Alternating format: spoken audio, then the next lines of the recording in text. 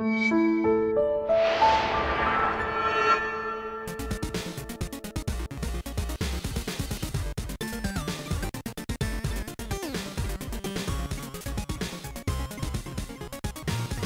everyone, and welcome to Superhero Replay. I am Captain Logan. Joining me is my new regular co-host, Aaron Hickman. Aaron, welcome to the program. Hey, how's it going, Captain? Thanks for being here, man. I'm so excited about this. Finally bringing this show back. I did a couple episodes of this years ago. This has never had a standard format. It was scripted at one time, and then Dan and I did a show that'll be closer to the format of what we're doing today, but we're still kind of mixing things up a little bit. And the main reason I thought to bring this back finally is because I've been becoming good friends with Aaron, and Aaron is a video game expert. This guy knows so much, and we were talking about superhero games, and he brings up Spider-Man games, and I was like, you should come on a Superhero Replay, and we should do some of these things. And Aaron is the co-host of Genesis Gems, which is where I found him, which is a wonderful podcast, one of my favorite podcasts ever. And really excited to finally get into some work with Aaron. And Aaron, why don't you tell the audience just a little bit about what you do, Genesis Gems, and also chiptunes and stuff, and then we'll get into the game. Yeah, absolutely. So over at, and I just realized I say absolutely on my podcast way too much. You kind of realize that when you create content, you kind of figure out what your vocal tics are after a while. But yeah, so over at Genesis Gems, what we do is we cover one game at a time, typically, on our main feed. And we'll talk about any Sega Genesis game, and we'll try to do kind of a comprehensive rundown of the game, and then give the audience an opinion of what we think of the game, either good, gem, or garbage. And then, since we are both dads on the show, we have lots of bad dad jokes, lots of bad puns. And, you know, the audience loves it. I don't know about everyone else, but you know, it's just part of our appeal. And we'll try to do something, too, at the very end of the show, which is we'll have retrofitted achievements, which is you think of Sega Genesis games and older video games. They didn't have an achievement system like you might have on a modern system like a PS4 or an Xbox One. So this kind of gives that flavor to the show. So we'll dream up our own achievements for these games, and they can be themed, they can be crazy as we want. And the fun thing about that show is the games don't have to be great. Some of our favorite shows we've ever done have been about games with abysmal gameplay and terrible soundtracks. It's really just about having fun, talking with your buddies, and exploring games you either grew up with or maybe you didn't. And as far as I go, I've also been writing music for most of my life. I'm a pianist and a composer, and I've been doing chiptune seriously probably for the last 5 years now under the name Dya, which is just D-Y-A. And I write music for various outdated hardware such as the Sega Genesis and the NES, TurboGrafx 16. And that's what I do. I just released an album recently here called Fall Damage. And I think we've told this story on one of your shows, when I was a guest on one of your shows, Captain. Yeah, and I wanted to reintroduce you in case people missed that show. Yeah, absolutely. So my latest album's called Fall Damage, and that's because I did a show once where I was up on stage, and I like to dance and get goofy when I'm performing, and I jumped up and I landed really hard on my butt. And I got up, I reeled, and I fell again.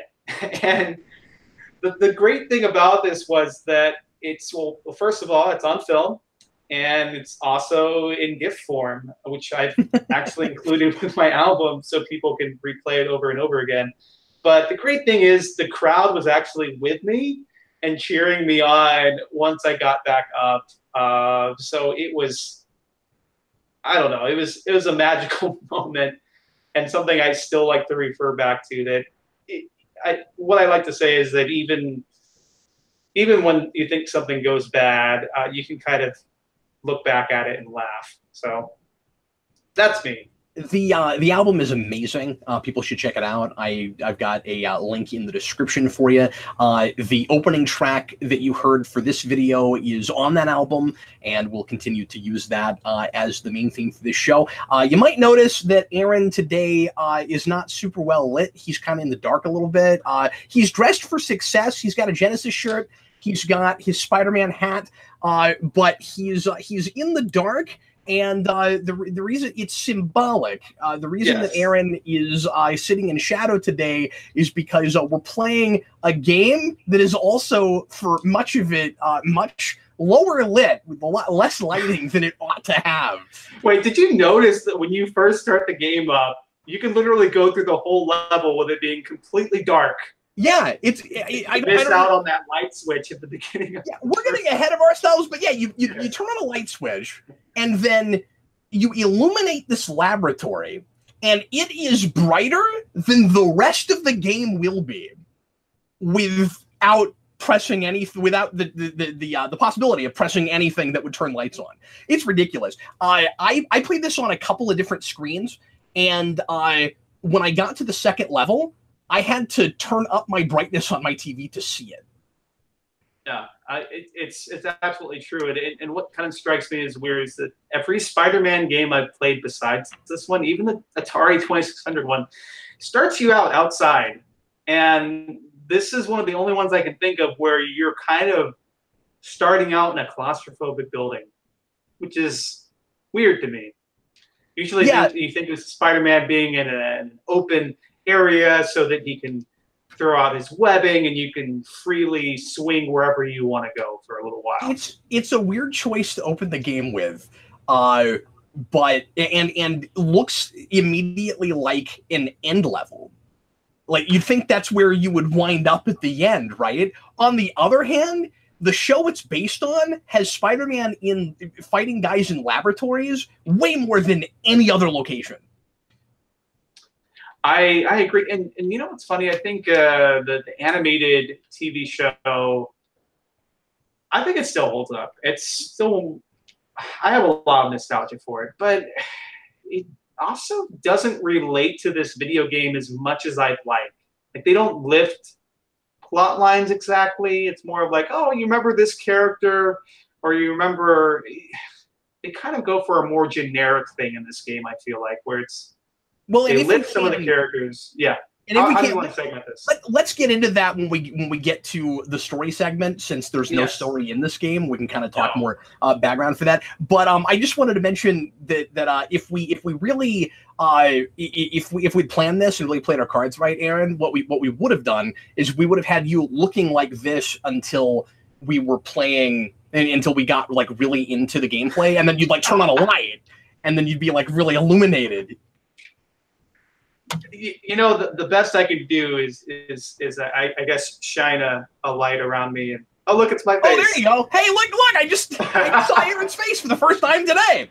Oh, I know, it's great. But I'm just using my integrated webcam on my laptop, and you know, Captain Logan's he's turned me on to some better lighting, and the fact that my the dome light in my dining room went out, so.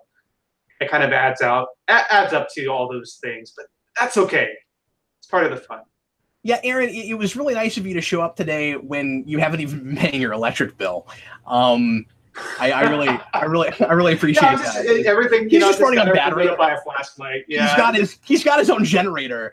But anyway, so today's selection, as we alluded to, is the Spider-Man game on Genesis from 1994, based on the animated series and based somewhat loosely, as Aaron is saying, although there are some reasons for that, and we'll get into it. This game was both on Genesis and Super Nintendo. We're going to be talking primarily about the Genesis version today, mostly because that's the one I owned, and that's the one I played. I've looked at gameplay for the Super Nintendo, really wish that was the one that I played, although this will be more fun to talk about because of I'm going to kind of give away some of how I feel about this game, but it's way more broken on the Genesis, and it will be kind of more fun maybe to talk about that. Selection today happened kind of weirdly because Aaron really wanted to play a Spider-Man game, And he said, how about Spider-Man on Genesis? And I said, I have that. And we both were playing different games and got really lucky that someone said something that made it clear that we were not talking about the same game. There's a game from, I think, 91 that on the box, it just says Spider-Man, and you'd think that that is the title of it. Like so many games from that period, you pop it in and you get to the title screen, and that's not actually technically what it's called. It's called Spider-Man versus the Kingpin. Yes. But that's not what it says on the box. And so Aaron was talking about that game, and I was talking about the animated series game. So if we'd been smart, we might have started there. Not that I feel like we have to do these things in any particular order, like with Superhero Rewind, but looking at the evolution, or in this case, the de-evolution of Spider-Man games on this system, we would have, I would have maybe some things to talk about if I played more of the Spider-Man games on the system. Aaron will bring some of that because he's played more of these than I have. This game is really strange becoming this late into the Genesis library. It feels like the game that should have come out in 1990. In a lot of ways, but that's how this happened, and so that's the reason that we're reviewing this game today and not Spider-Man versus the Kingpin. Yeah, and it's interesting. This. Do you mind if I talk about this developer a little bit? No, I was going to say that's the first section I'd like to get into is background. So yeah, tell us a little bit about this developer and what is the deal with the fact that Genesis has Acclaim on the cover and Super Nintendo has LJN on the cover. You know, I want to say that there were different rights issues between the Sega Genesis and the Super Nintendo. So LJN was the parent company, but typical releases, at least earlier on the Sega Genesis, would have Flying Edge, which was like a subsidiary of Acclaim. And I don't know what the business decision was behind, okay, we're just going to slap Acclaim on this one. And that's just how LJN rolled. They had different developers that they would license their games out to, or different publishing arms that they would want to slap on the cover. And it didn't have a lot of rhyme or reason to me, to be honest. But Acclaim was the de facto publisher, LJN, of most Spider-Man games, at least in America. So they kind of dominated the Spider-Man video game market, except in the arcade where Sega put out their own game. And they had their own exclusive rights for a little while to put out Spider-Man content on their platforms. But... And am I right that arcade machine never got a port? No, never got ported to anything. It's kind of languished in obscurity, and I've seen it in an actual arcade only once, and it was a barcade, I want to say, in Iowa, and man, it's such a good game, and I kind of wish we were talking about that game, but we're not, which is okay. We're talking about a different Spider-Man game by Western Technologies, who actually got their start developing the technology for the Vectrex, which was an early 80s foray into early 3D. Well, what looked 3D to us, it was perfectly drawn lines on a screen that, if you remember the Star Wars game from the 80s, that's what it looked like. And so it was convincing enough to kids back then that, oh man, I'm getting this amazing looking 3D before that technology was truly available. And so you had really clean lines on the screen that wasn't filled in, so everything looked kind of wireframe. So that's the start of that company. But what I mostly know this company for is developing the first X-Men game that I grew up with on the Sega Genesis, which I think they developed about a year before this game came out, or 2 years or so, which was probably the first halfway decent X-Men game that came out. Because before that, if you were a kid, you might have played X-Men on the NES, which was LGN, and it was terrible. Yeah, that's notorious. That makes Worst of Lists all the time. Which game are we talking about? Was that that wasn't Clone Wars, was it? No, Clone Wars is a better game. That was by far. But this was just called X-Men. Okay. It wasn't uncanny or anything, and it wasn't based off the animated show. I played that too. I just didn't know if that's what we were talking about.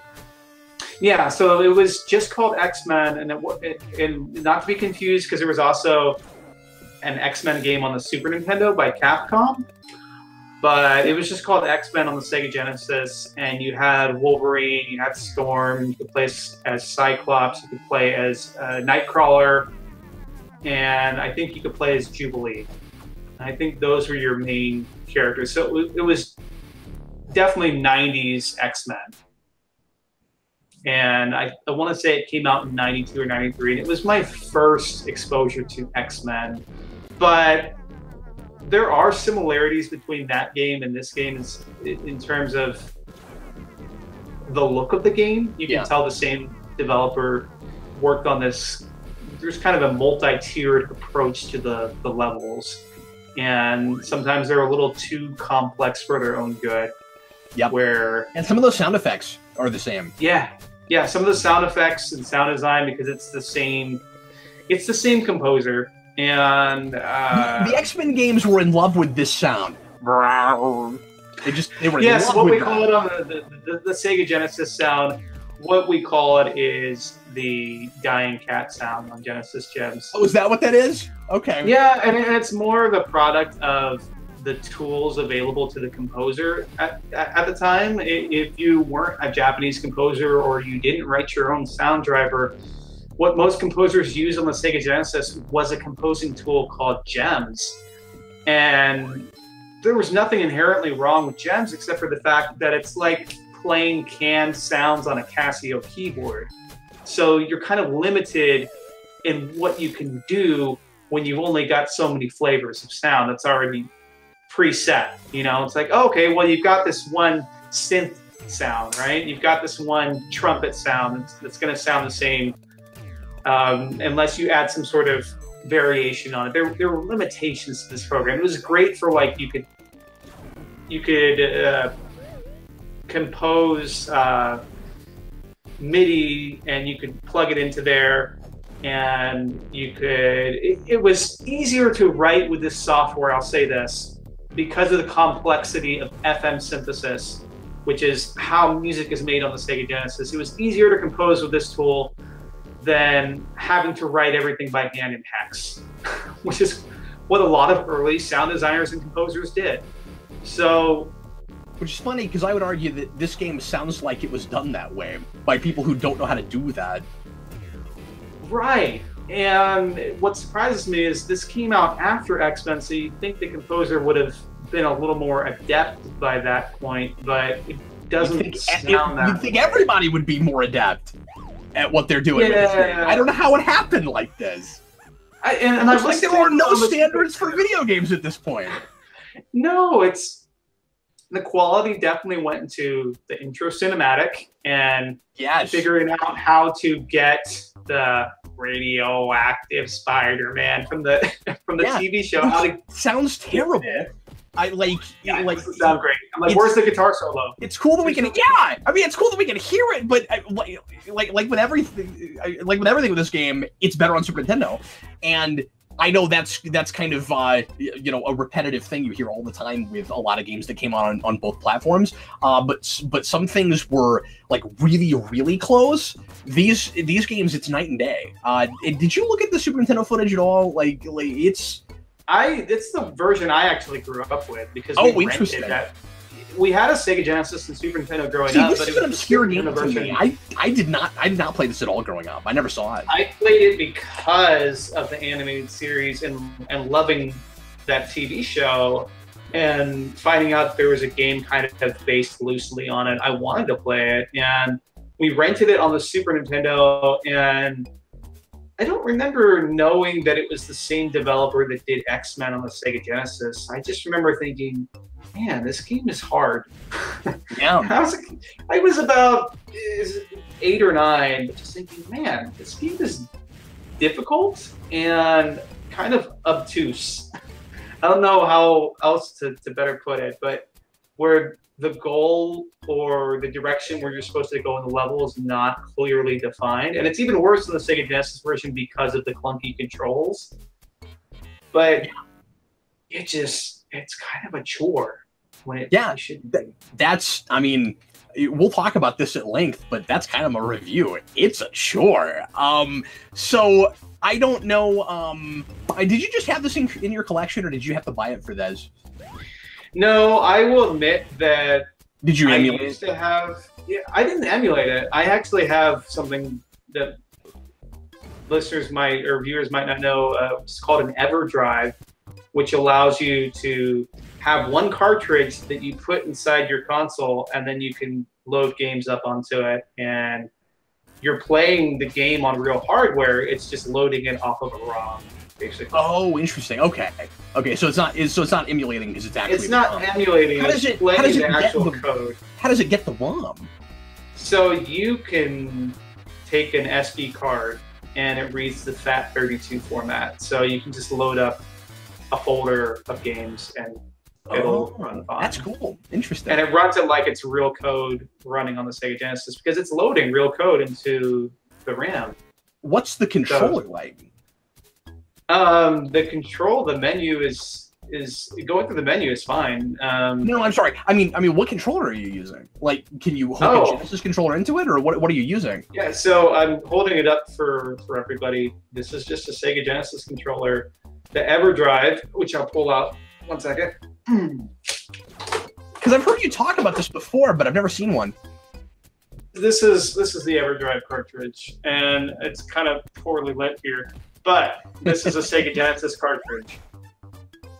If you can see that, it's for all intents and purposes, it's a Sega Genesis cartridge, but it's also got a little micro SD card slot here, so you can put whatever games you want on it. And I used to be much more of a collector, like Captain Logan here. And what happened was I got less and less space as I kept moving. And then, just kind of life things happened where I had to sell off my collection. Oh, sure. Yeah. No, that's so totally understandable. I only ask because you guys on the Gem Show often talk about buying up games and trying to get the cartridge for the show. So I didn't know if you'd done that. Yeah, I used to do that a lot more, and then it was just like sometimes I feel like I'm not going to be able to buy this game because it's just too expensive. And there are going to be more games that we cover if we eventually cover more of the shooter games, the shoot 'em up games on the Sega Genesis, like Lucia, which goes for hundreds of dollars. Which is like, I'm not going to be able to afford that. So I'd rather I want to play it on the real system, but it's super convenient just to have one cartridge and go, okay, I can use this. And then I can also use this cartridge for my live music because it plays back my songs that I've actually composed for the Sega Genesis.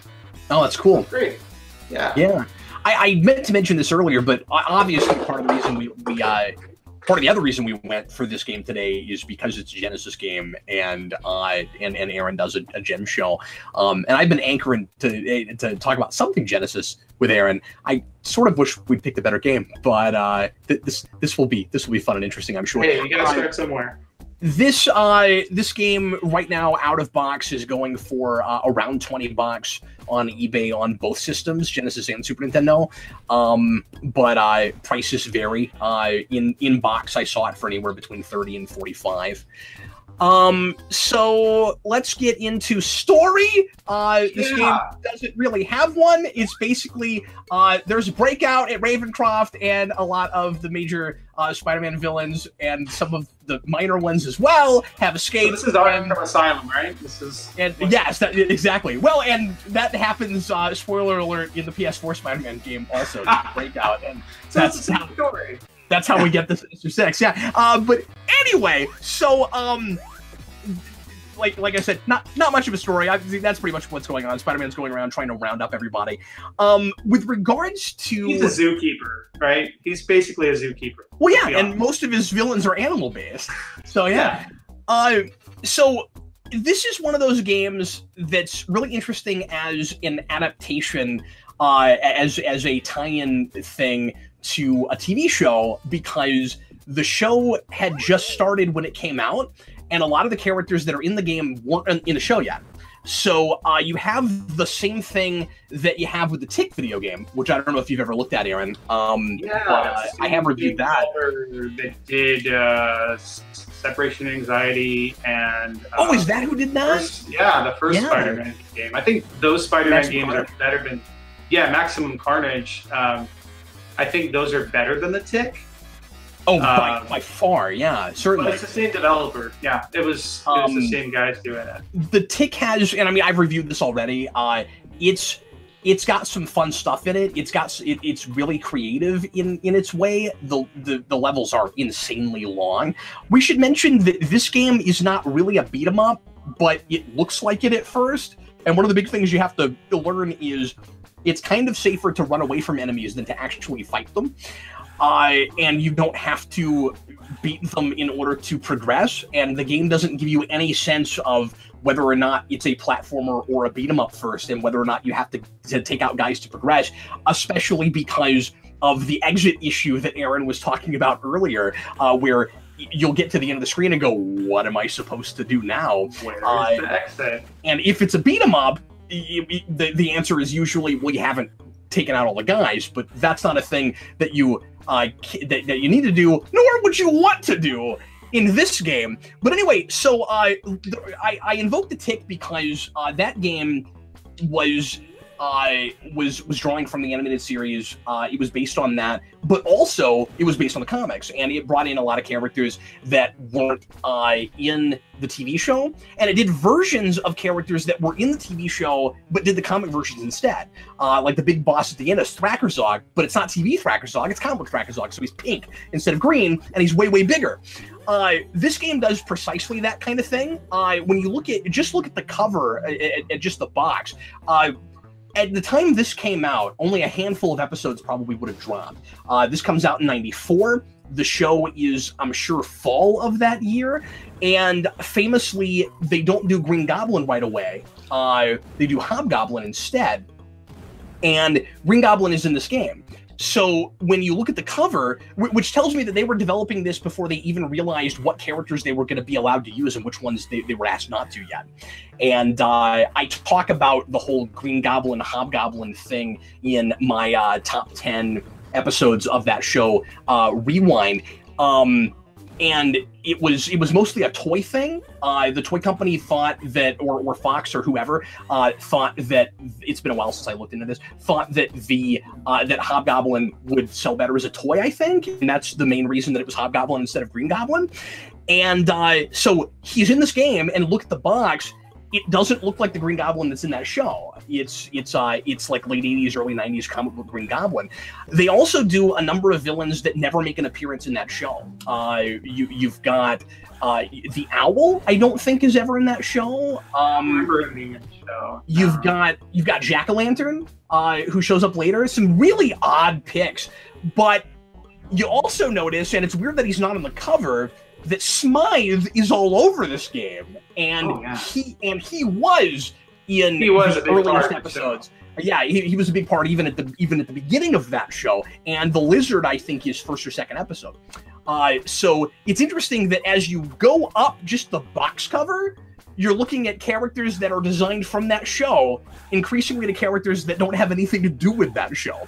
I don't think the Scorpion was there until second or third season, although I might be remembering that wrong. I'm rusty. It's been a couple of years since I reviewed that show. But Lizard is there early. That is the distinct Doc Ock from that show. Venom is 9 or 10 and had a 3-parter real early in that show. And so it's kind of nondescript. That could be their Venom, or it could be comic book Venom. He's like, kind of too nice. He's too nice in this game. You know what, Spider-Man? I'm just going to kill all the villains for you, like halfway through the game. He's like, I'll just take them out for you. And Spider-Man's kind of wagging his finger like, don't do that. Now I'm going to have to chase Venom. And make sure he doesn't kill all the bad guys so I don't have a story. Because we were in lethal protector mode at that point. Venom was so popular that we were trying to sell him as his own anti-hero instead of as a villain, and so he doesn't get to be the villain of this game. But it's weird that he's so centered on the box, because it's not until well toward the end of the game that you even get to him. In my playthrough, I couldn't get that far. I never saw that. No, I'm still stuck on one particular level because I can't figure out how to progress. Ooh, we'll have to talk about that. Yeah, I'm stuck on a level and I'm still playing it, and I'm just like, where the heck am I supposed to go? I see an enemy up here, but yeah, we'll get there. So we talked about the villains. I'm sorry, real quick before we get. I said 94. That's what I saw originally. I'm looking at Wiki right now, and it has it listed as May of 95. So it may have come out into the second season, which it makes.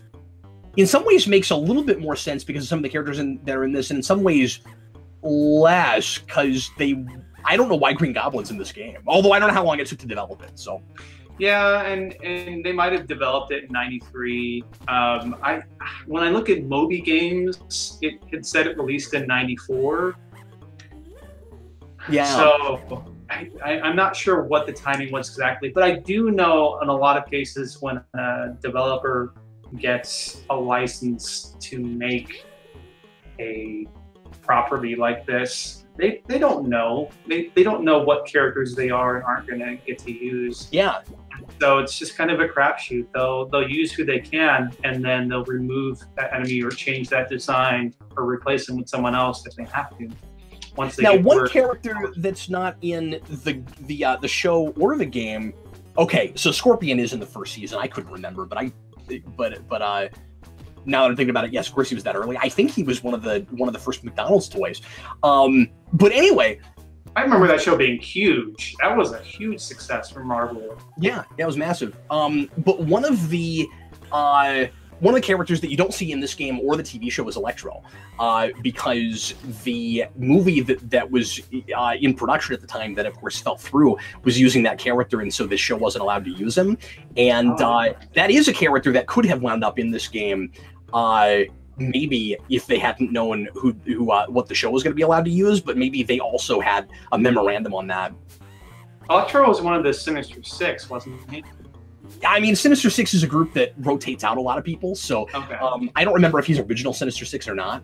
That's the thing I would have to look up because I don't remember right now. But I mean, like, everybody's been on. I'm just trying to stump you at something comic book related. It's not going to happen. Oh no, you can. I mean, there's a lot. There's a lot. It's not like I'm not an expert. I know some stuff. He knows some stuff. Like Venom has been on that team. It's funny because in the TV show, they're called the Insidious Six instead of Sinister Six. Oh, that's weird. I'm not sure why they made that. Well, okay, so answer this question. Kingpin's my Insidious Six. Insidious. Yes. Yeah. So answer me this. Yeah. Fantastic Four definitely in the cartoon at some point. Yeah, but not in. So here's the thing about that. This game, for whatever reason, decided to have cameos as characters to help you out along your way. I never got to the Fantastic Four in my playthrough. There are icons I know that you pick up where you could use them. I assume it's in the sewers. Oh, yeah, it's in the sewers. I never got to the sewers. I never. Well, it's screen clearers, and then one of them drops an item for you, get refills for health, that sort of thing. So they'll drop different items that can help you out. Here's more webbing, Spider-Man. They're essentially like Arthur or any of the power-up characters in the game, but they it's similar to what happens in X-Men. Actually, there are support X-Men characters that will show up, like Iceman. Well, I think Iceman. There's a few support characters that you can't play as in X-Men, but they'll show up as icons that can give you different abilities or do things for you.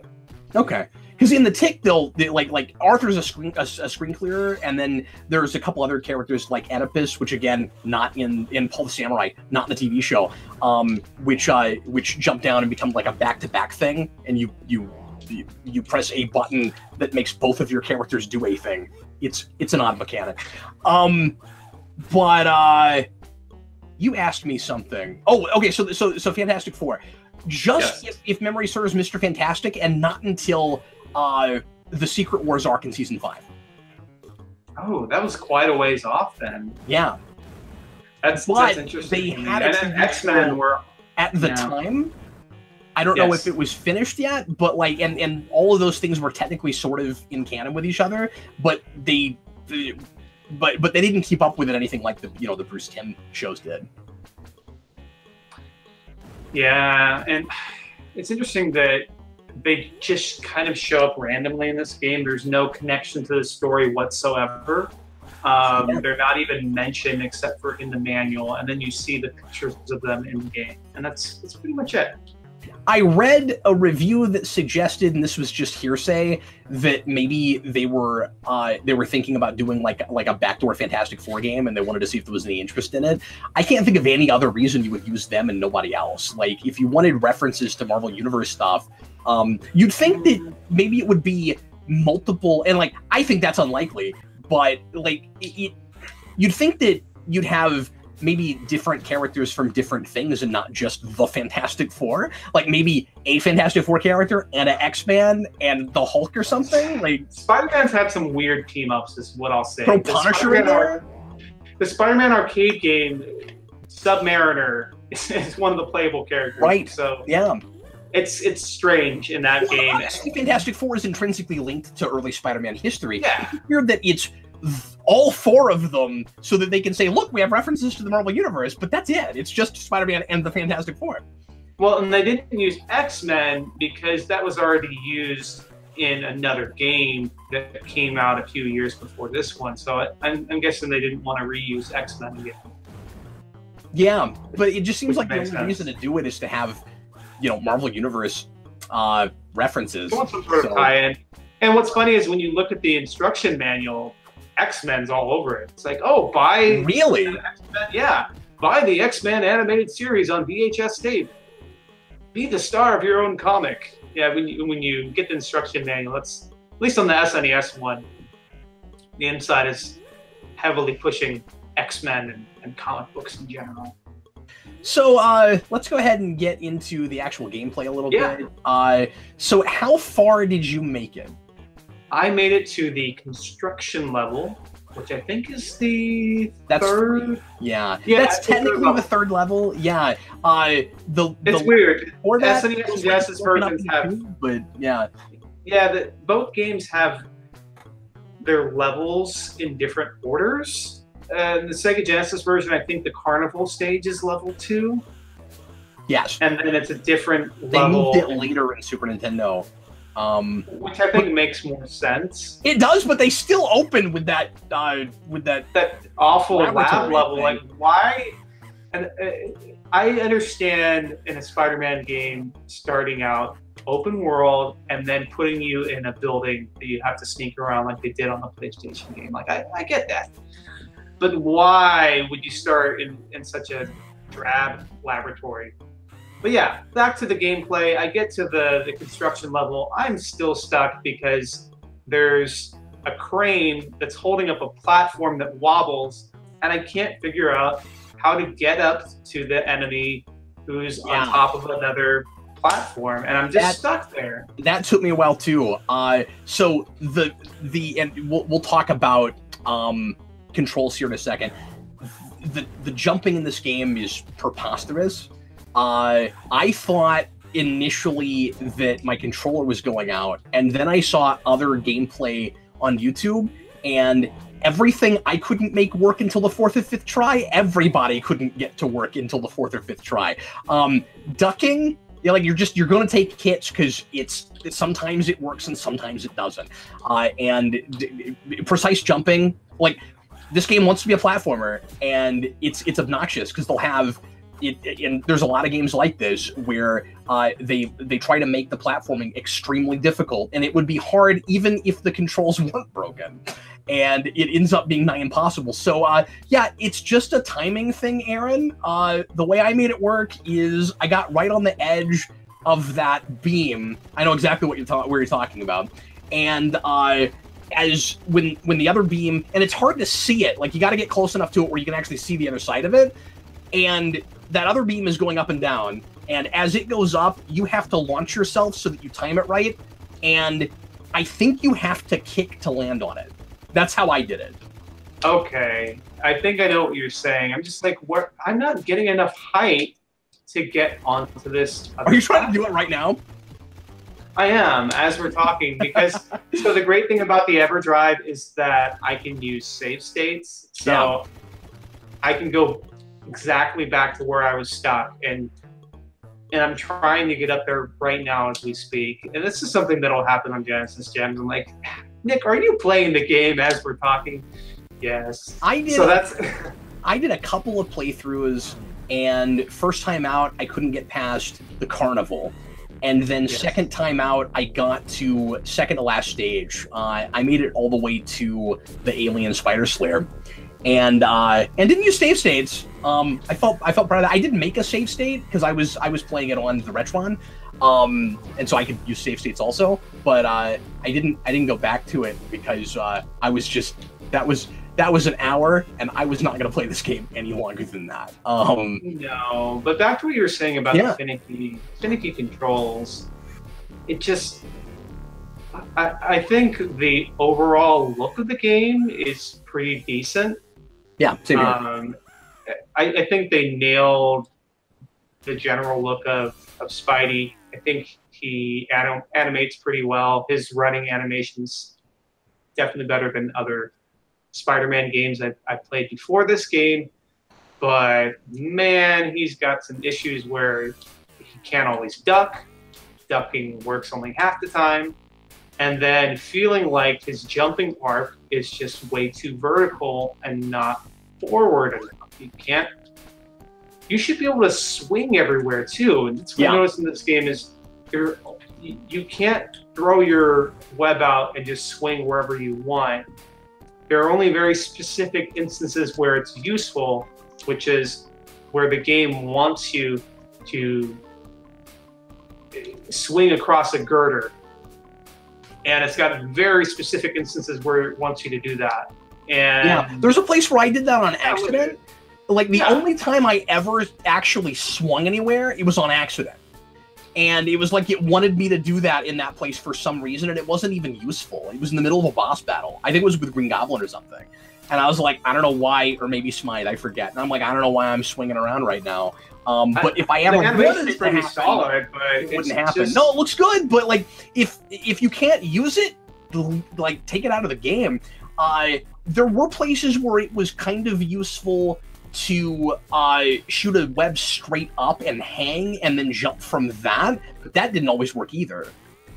Yeah, I noticed that, and then it took me a while to realize that you might have webbing in your inventory, but unless you have a certain amount, because I think when you swing, because you've got your projectile web and then you've got your actual swinging web, and your swinging web takes up 3 at a time, and I'm like, I should have web left, and I didn't, and so I'd get to the point where I was stuck. Because you have to hoard it. Progress. The first time you play, you'll run out of it real hard, and they do put icons in places where you can get it. One of the positives I'll give this game is just somebody who knows how hard it is, so it will put in stuff so that you can replenish that. Most levels have at least one, or I say at least, most levels have one extra life somewhere that's pretty easy to find and gettable. But the problem is the game is unfairly difficult, and you need that stuff way more than you should. So that's like really irritating. You need to go to the sewer levels, which I don't know if you accidentally ended up in the sewers at all. I didn't. I never found it. I discovered that looking at other playthroughs. It was like, oh, that's how you get to those. Okay. Yeah, and you'll find enemies like Lizard who hang out in the sewers, and a few other guys that you won't face otherwise. And that's where you can stockpile your power-ups quite a bit. I assumed that was the point of those. I figured there were probably a lot. Because if there aren't very many power-ups in those levels, then it's ridiculous that they're there. Because that would just be another way to die faster. The other thing I'll give it is, you can in the options up yourself to 5 men, which is necessary. Yes. And there's just too many cheap hits in this. You put it on easy. I don't even want to see what normal and hard look like. You put it on easy, you put it up to 5 men. It's like Bubsy. You up everything all the way up.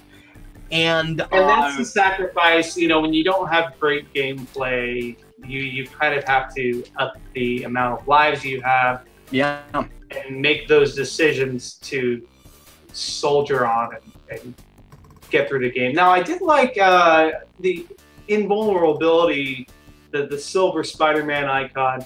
It's cool. Does that actually show up in the comics at all, or is that just for this game where he dons kind of the silver suit with blue? Yeah, that's not really based on anything. It looks like kind of just a negative costume. There's of course like a silver armored suit that again, we won't use until the last episode of the show, but it doesn't really look like that. And it doesn't look like Cosmic Spider-Man or anything, so I don't think that's really based on anything. It looks cool, and I kind of like having an inconspicuous invulnerability power-up like that, where like it doesn't swirl anything around you or anything. It's just, and now I can't get hit. That's right. That's great, except for the other hazards of the game, like not being able to beat the level because you can't figure out where to go. But I was going to mention, it's also nice that there are continues. There are 3 or 4, I forget. Yeah, but do you really want to continue? That's kind of the struggle. Well, no, but that's true. But I needed them to get as far as I got. I never would have made it that far without them. And you didn't get to see it, but man, the city level where there's just stuff flying at you everywhere, you can't do that in a game where like jump is dodgy, so I can't dodge things. Like, don't do that. Yes, Spider-Man games, especially for 2D, you should be able to swing everywhere. I should be able to run fast enough to outmaneuver you. Because what's interesting about this game too is like they really made Spider-Man beefy. He's a beefy dude. That's true. He's a little beefier than I'd expect, to be honest. I mean, you kind of and you know, this is an obvious point to make, but it was really funny playing this right after finishing PS4 Spider-Man, because like more than maybe any other superhero character, you really want responsive controls, right? Because you're expecting to be able to bounce around everywhere, and the combat in this is atrocious. Like, first of all, when you get up into an enemy's purview, if you don't beat him immediately, you're likely to get half your life taken out. Yes. And all I could find that was very useful to give me any kind of reach was ducking and kicking. And again, ducking works 50% of the time. Yeah, which is like, what's the point if you can't duck every time? And like, I thought it was kind of reductive that Spider-Man has to use grenades. Why? I wanted to talk about that. It's hilarious that I just played a Spider-Man game where I required grenades to get through anything. Yeah, just to beat bosses, I have to use grenades just to beat Doc Ock. Like, Doc Ock I was able to beat without grenades. I couldn't get past Rhino without them. Yeah, I noticed that. That was necessary. Yeah, it's really funny. Spider-Man, it's a Spider-Man game where you have to use grenades. Are they special web grenades? What's the, and maybe I didn't catch this in the manual, but what's the difference between, you've got an orange grenade and you've got a silver grenade? Blue? Yeah, I couldn't tell. They looked different when they exploded. Maybe they took different damage. I couldn't tell. Yeah, maybe the red ones offer some sort of fire damage or something. Let's talk about the damage. Sorry. Let's talk about the insanity of level design, shall we?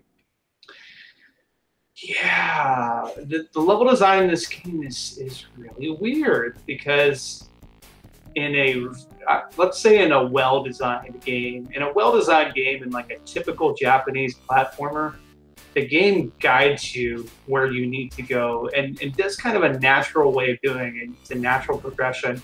But in games developed by this company, it feels like they want you to get lost in every single level.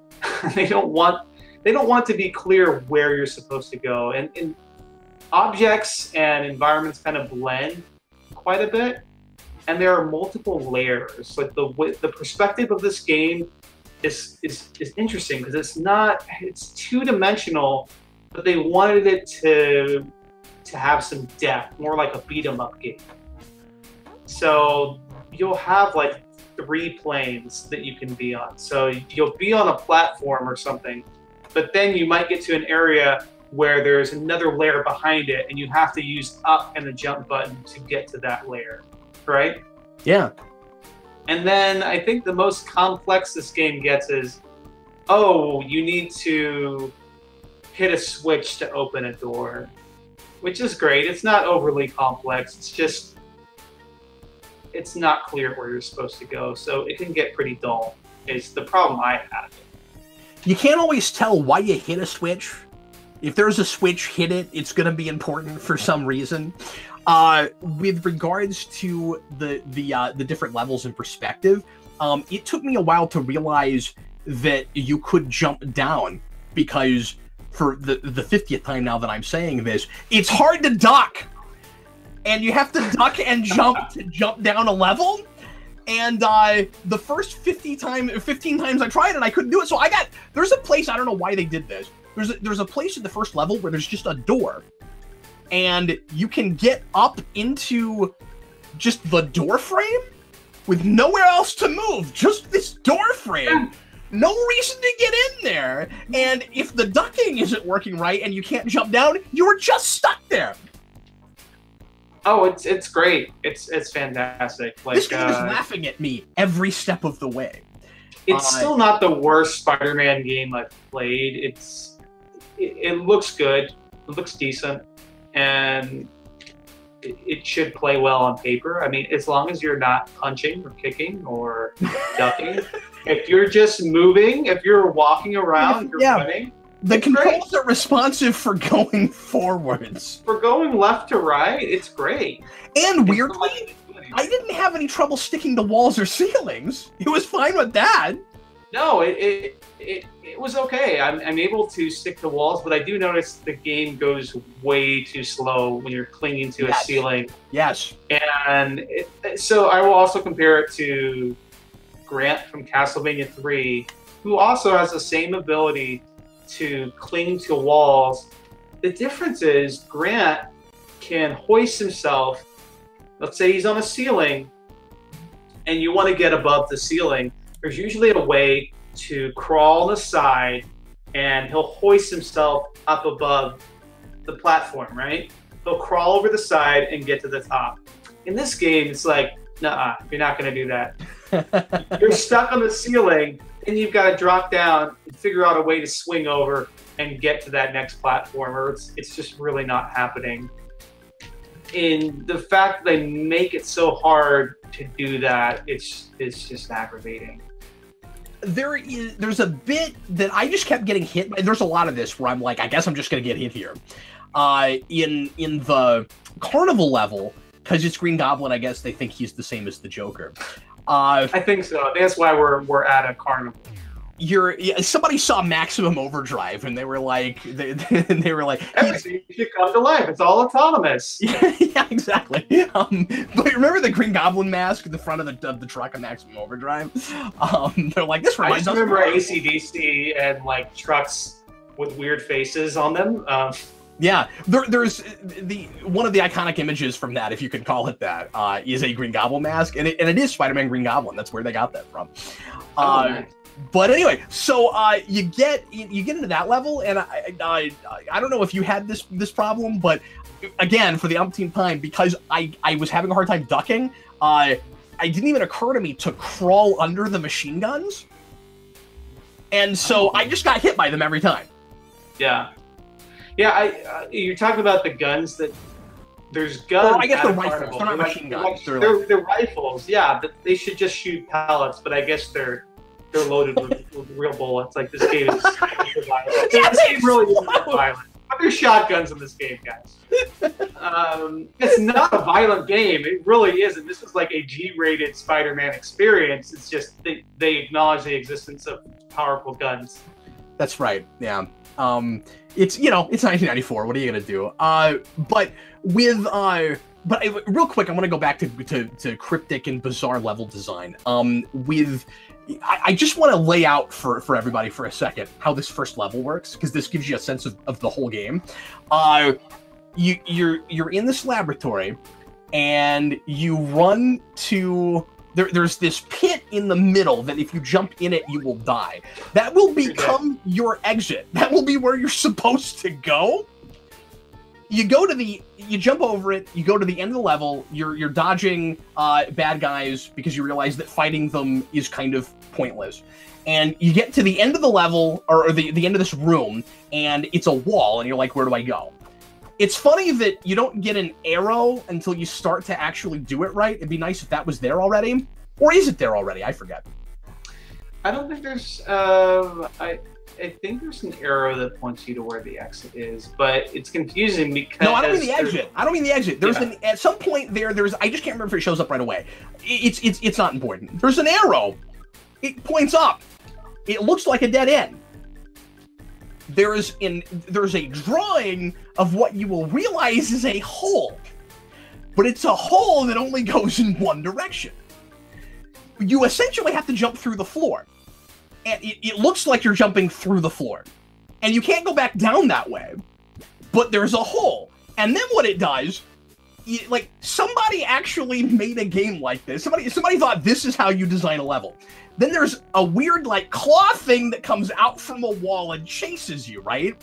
And then you fight a guy in like a hazmat suit or like a robot suit or something, and you just kick him a few times and then he disappears. And then the arm stops chasing you and it disappears, and now the exit is at the bottom of the level. That's how this game is designed. That's how it rolls. One of my favorite things is the exit that takes you to the same place you were just at. Do you remember this? I don't think I encountered that. Was this in the first level or later on? No, you did. If you got as far as you did, you did. Let me remind you. You fight the rhino, and you beat the rhino. Yes. And then there's the exit. And you go to the exit, and then it takes you back to the same roller coaster track you were just at, and then you fight Scorpion. Some of the bosses are too difficult. Scorpion is too easy. You just shoot webbing at his tail, and you punch him a few times, and he's done. It takes too long unless you use grenades. But then you're done. Okay, and then there's not an exit. And you're like, what do I do? And the answer is keep moving right, because there's going to be more level to get through. And it's a little bit cryptic where you're supposed to actually go. You have to jump down to a place that you wouldn't think was even there. And then there's an exit at the end of the level with no boss. There's two bosses in the middle of the level, one with an exit sign that takes you to the same place you were just at. No boss at the end of the level. The progression of this game is so bizarre to me. Like, why put the most interesting part in the middle of the level and then have nothing?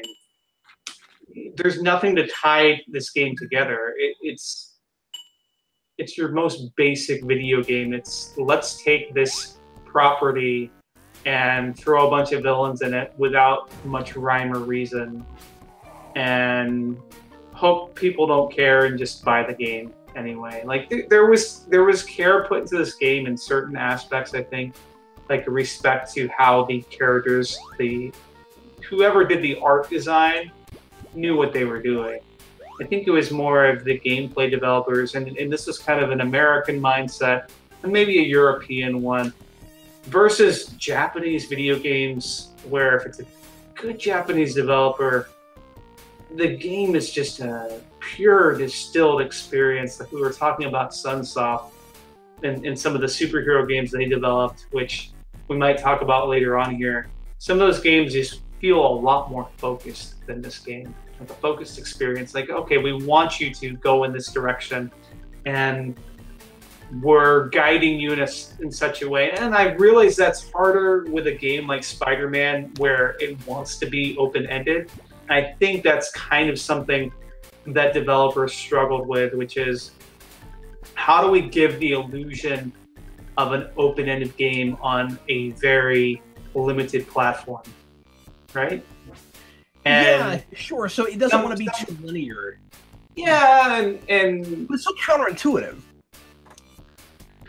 Right. How do we make this a focused experience, but still within the, not too focused, maybe some open world sandbox stuff. which just doesn't happen in this game. Yeah, there's just so many basic, like, common sense things that really crack me up. I mean, this is part of why I was excited to talk about this game. You have things like, we were talking about levers. If you forget, there's a lever in the second part of that first level in the laboratory that if you don't pull, you'll never get out of the level. Yeah. Because pulling it makes the boss show up.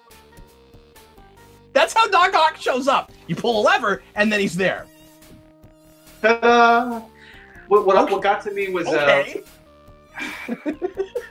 just like, why isn't this clearly defined? Or why don't you, if you pull a lever, then it should be like... maybe it's Lost Vikings. There's another game where the camera will pan over to whatever you're interacting with. Like, okay, or there will be a sound cue. It won't be far enough away where you'll know, okay, it unlocks something within my visual range. And that's just a gameplay issue with either the audio guys not being in sync with the gameplay guys, and these different systems not working together as well as they should. And that's one of those issues where I feel like this was more of a visual thing, where there should be a better visual cue of where you're going. Yeah, but I also just think, it's just with this example, it's just weird that you pull a lever and the boss shows up. Like, levers he was waiting. Mechanical things. Like, he's waiting in the... He's just waiting in the wings. And this is more of like a stage play. Oh, okay. He's going to enter stage right. All right. And it makes sense with the way this game looks like a stage play, to a certain degree, where just the perspective of it, where it looks like things will pop up behind curtains and enter stage right. Like, that's just how it feels. That is my favorite justification. Okay, so real quick aside, did you know that Super Mario 3 is actually a stage play? Yes. The whole game. Yeah. Yeah, a lot of people didn't realize that game, it shows you at the beginning. A curtain that comes up at the beginning. There's a curtain. But that's why everything has that look to it, like there's a shadow behind it that makes it look like there's a backdrop. Yeah, you're on sets. You're on, like, built sets.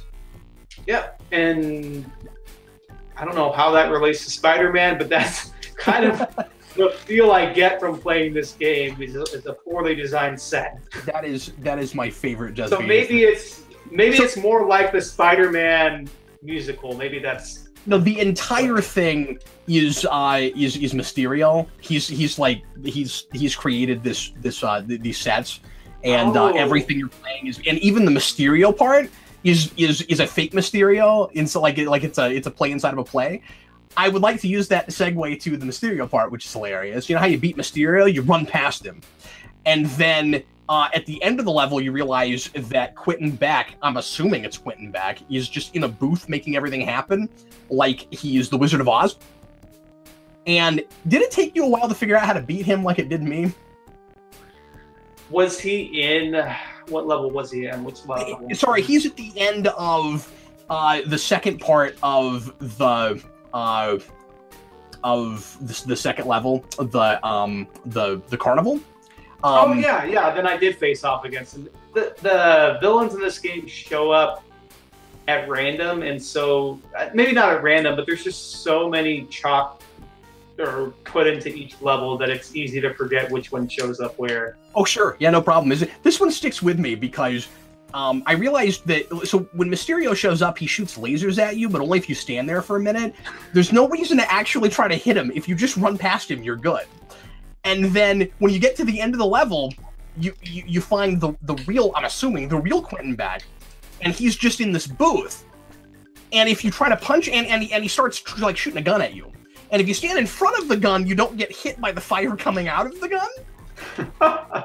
And if you try to punch him, nothing happens. You web him one time and he's done, and then the exit. Maybe it's just trying to show that the real Mysterio is no match for Spider-Man. Yeah, it wasn't his early version. It's amazing that he could just take like a bunch of punches. Sorry. Was he a Spider-Man doppelganger? Is that what he was? Was Mysterio ever a Spider-Man doppelganger? Yes. I mean, he does that frequently, where he'll pretend like... And in fact, his first appearance in the animated series is based a lot on his first appearance in the comic, and he's framing Spider-Man for crimes. What a jerk. They use him and the Chameleon for that effect a lot in that show. Which is funny, because the Chameleon, you can immediately tell is the Chameleon, because he has a special yellow belt that he always wears, no matter who he's being. Unless he has, and I love to make fun of this, bad buddy. Unless he has a big coat over it, which then begs the question how he's projecting a thing that goes over the thing that's projecting the thing that he's making. Anyway. That's some Scooby-Doo logic right there. Where everything's done with projectors and holograms. You want to talk about music? Yeah, let's talk about music. I don't like it. That's what I have to say. I can clearly tell that it was kind of thrown together. But I've listened to this composer's other music, and I grew up with X-Men on the Sega Genesis. And there are a few songs I liked in that game. But what I noticed with this soundtrack is everything sounds a little better on the Super Nintendo. And it's not great. It still sounds very background to me. What it sounds like in this game is just very plotting, is what I would say, with some weird sound effects thrown into the soundtrack. Yeah, it's hard to listen to here. Am I wrong? Doesn't the Super Nintendo version have some just different tracks? Like some of them are the same, and some of them are just the same at all? Yeah. Yeah, it seemed like maybe the composer had a little more time to work on that version, or had different ideas, but it's a little easier to compose for the Super Nintendo as well, I think, because you've got 8 channels to just throw in whatever samples you want. So if I want to sample electric guitar, well, I've got electric guitar sample. If I want to sample drums or timpanis or whatever, I can just throw those in. Whereas with Sega Genesis, you've got one sample channel, radioactive Spider-Man. Like that's what they're using it for. And then otherwise, you've got programmed FM instruments, right? That's the main difference. These are sounds produced by the chip on the Sega Genesis. Super Nintendo, it's playing back a sample. That's the main difference. And so but the writing is better in the Super Nintendo tracks. It's the same composer. That's really strange. Yeah, like I get that it's harder to compose for, and some people just like weren't creative and inventive enough on the Genesis, but that doesn't excuse some of the bad writing that's there. There are a few composers track like just all over the place. Yeah, and I'm trying to give you. I like the guy's name. It's just he doesn't always do the best music. It's Fletcher Beasley. I think that's a great name for a composer. Fletcher Beasley, if you're out there, I apologize, but. And most of the worst music in this era was American composers. For superhero games, yeah. To be honest, there's a lot more well-known Japanese composers of video games. Yeah. And European, not so many American ones. So he kind of stands out a bit, like Tommy Tallarico or George Sanger. There's a few guys that kind of got around and did these. But what I noticed about these American composers is there's kind of a workman aesthetic and it's good enough aspect to these soundtracks, where it feels like not all of them, but for the superhero ones especially, where it's like, oh yeah, that's good enough, that'll fit. I get a paycheck. They're not going for art, and there are not a lot of really memorable superhero soundtracks in video games, so that is going to be an unfortunate thing about this particular genre. Like, very few things are Return of the Joker. Well, that particular composer is amazing. Yeah. I will also say Spider-Man and X-Men on the Super Nintendo, Tim Fallon, Jeff Vaughn, that has a great soundtrack that does not sound like 90s Spider-Man. It sounds like 70s jazz. But that's a great soundtrack. Batman Returns on the Sega CD has a phenomenal soundtrack. Spider-Man on the Sega CD also has a great. If you like cheesy rock from the 80s, which I am fond of, loud guitars and blaring synths, that soundtrack is for you. So it really just depends. There's a lot of mediocre superhero games where the soundtracks are mostly just there, which is a sad fact of this game. Where it's hard for me to pick out. They all kind of blend together to me, except for the carnival level, which sounds a little out of place. Yeah, and the second act of that is laughable, and I can't begin to take it seriously. The sound effects thrown into the music, where you just have like random glass breaking and people laughing and screaming. It's completely random and preposterous. I swear to you, speaking of the sound effects, which I think are those stock sound effects are hilarious. When you hear certain enemies make those sounds, I swear I punched a bat and it went, oh! It was like I swear it was a guy. It was a guy's voice going, oh! And it was you punching a bat in the face.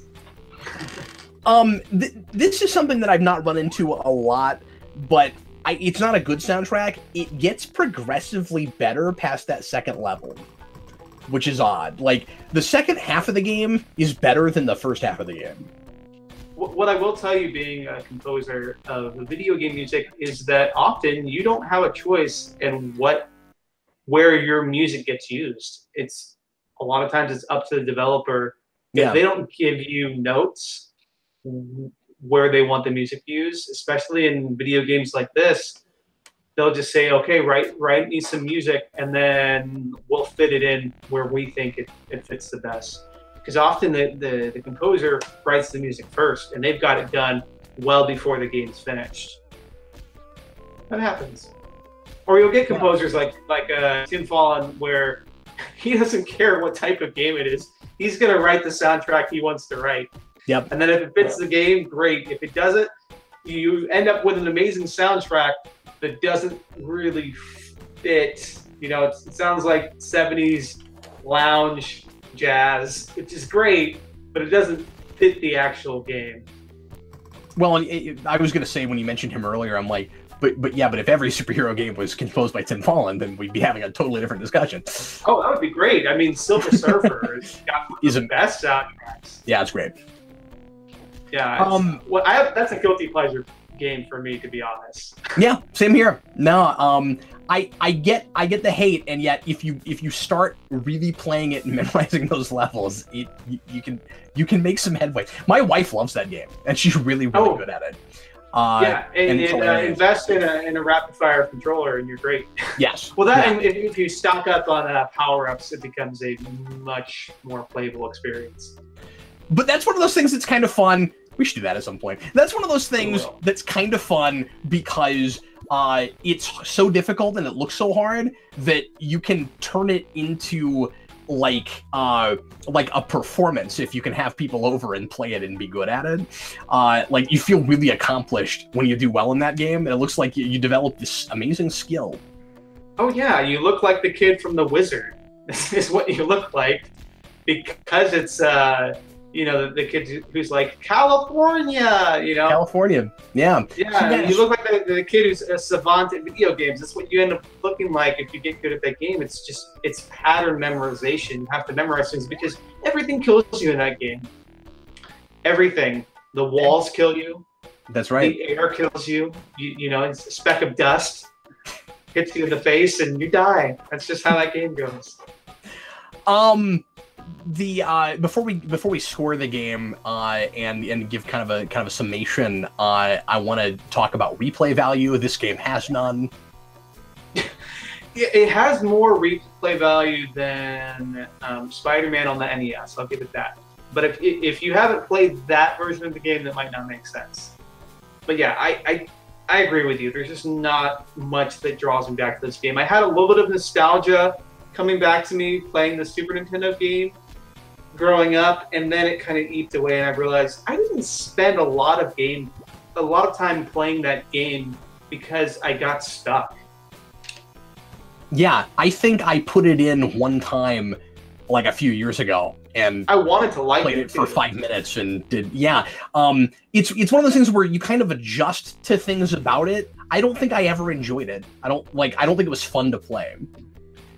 It's kind of fun to talk about because there's some really weird, crazy stuff in it, but I don't think it's a chore. I don't think it's fun to play.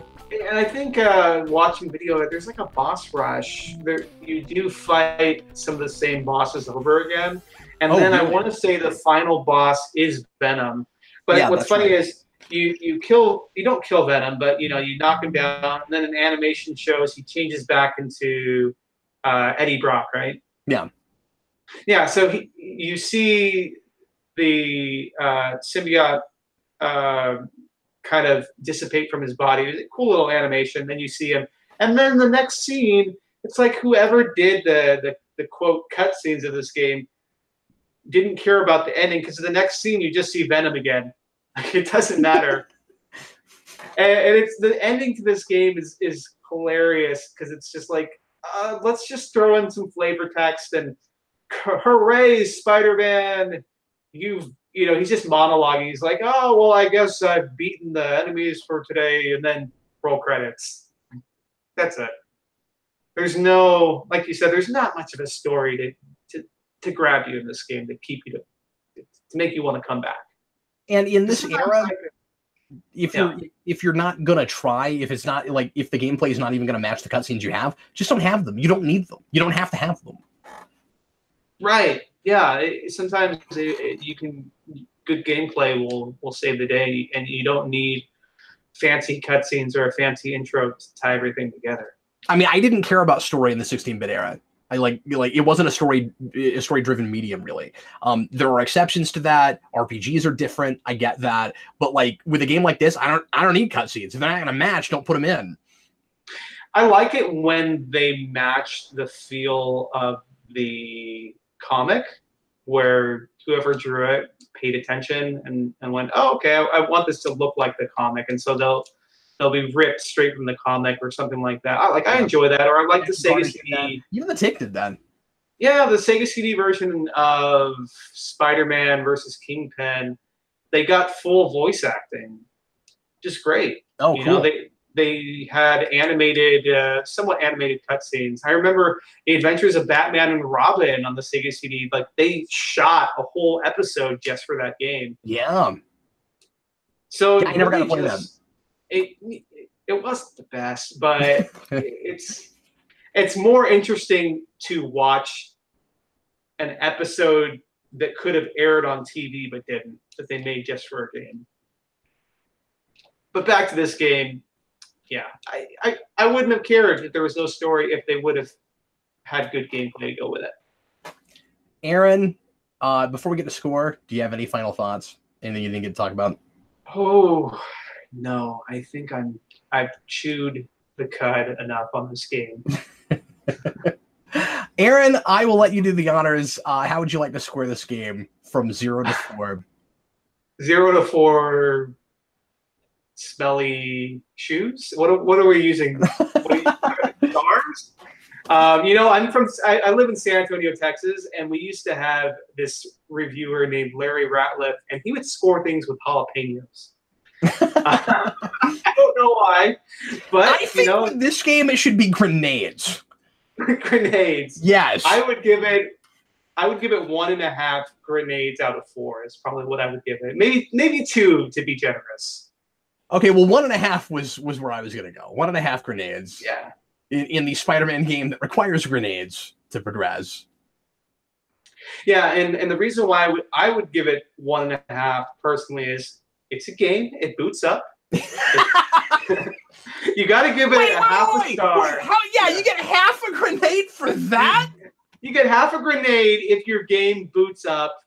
So what you're saying is... Wait. Hold on. So what you're saying is, we will never review a game that you get that you give a 0.5 to, because we would be talking about a game that we couldn't even start?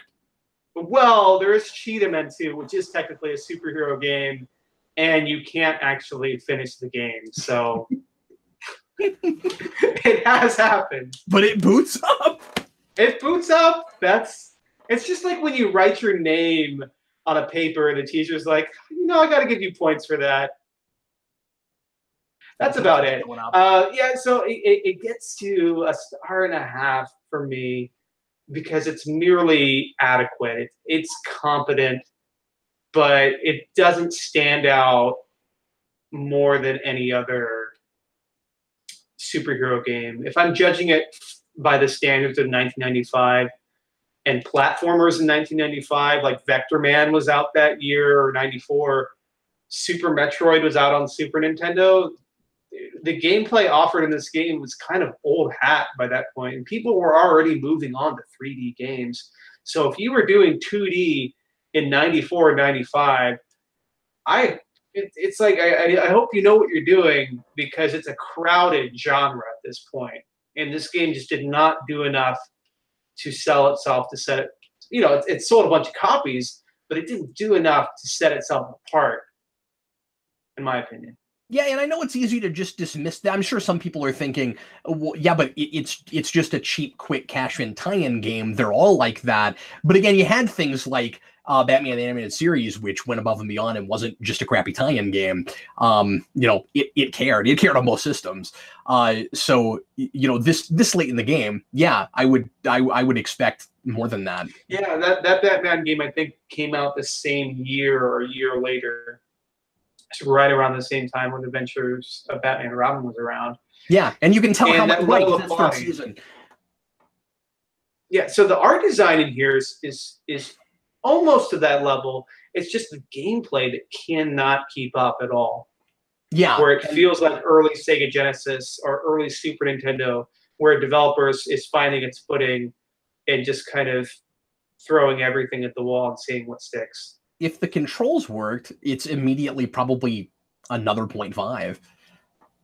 Yeah, I'd give it another 0.5 if the controls worked.